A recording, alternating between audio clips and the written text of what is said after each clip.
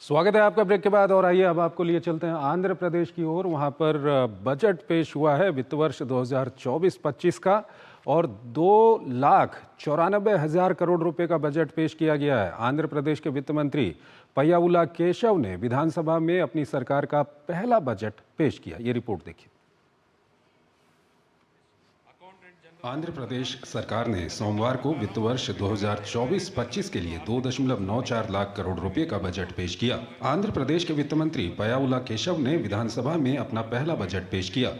वित्त मंत्री ने इस बजट का उद्देश्य राज्य की वित्तीय स्थिति को वापस पटरी पर लाना बताया। पय्यावुला केशव ने राज्य के लिए 2,94,000 करोड़ रुपए का बजट पेश किया। वित्त मंत्री ने बताया कि आंध्र प्रदेश सरकार का राजस्व व्यय 2,35,000 करोड़ रुपए और पूंजीगत व्यय 32,000 करोड़ रुपए रहने का अनुमान है। राज्य का राजस्व घाटा करीब 34,743 करोड़ रुपए है, जो राज्य की कुल अर्थव्यवस्था का 2.12% है। वहीं राजकोषीय घाटा करीब 68,000 करोड़ रुपए रहने का अनुमान है। इस बजट में कृषि के लिए 43,402 करोड़ रुपए आवंटित किए गए हैं। गौरतलब है कि राज्य की 62% आबादी कृषि पर निर्भर है। कृषि के बजट में मिट्टी की जांच पर भी फोकस किया गया है, जबकि स्कूली शिक्षा के लिए 29,909 करोड़ रुपए आवंटित किए गए हैं। वहीं स्वास्थ्य सेवा और परिवार कल्याण के लिए 18,421 करोड़ रुपए आवंटित किए गए। बजट में डिप्टी सीएम पवन कल्याण के विभाग पंचायती राज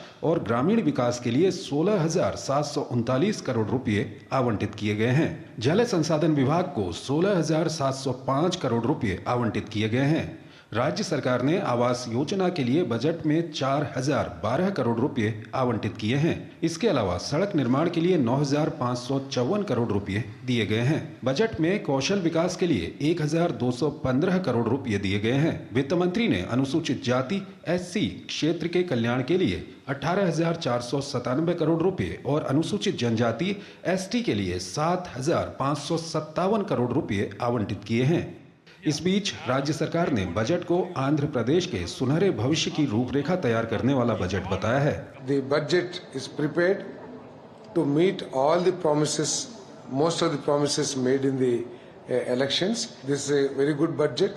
It will take the state forward and it will make the state stand in the front line in this country. Such a huge budget for healthcare that shows the government's commitment towards providing a quality healthcare and quality healthcare delivery to the public.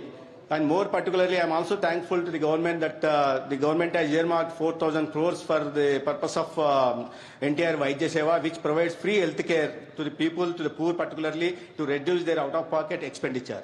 पूर्ववर्ती YSRCP सरकार पर हमला बोलते हुए पय्यावुला केशव ने कहा कि जब पिछली सरकार सत्ता से बाहर हुई तो राज्य की वित्तीय स्थिति ढहने की कगार पर थी। वहीं बजट पेश करने के दौरान विपक्षी दल YSRCP के सदस्यों ने सत्र का बहिष्कार किया।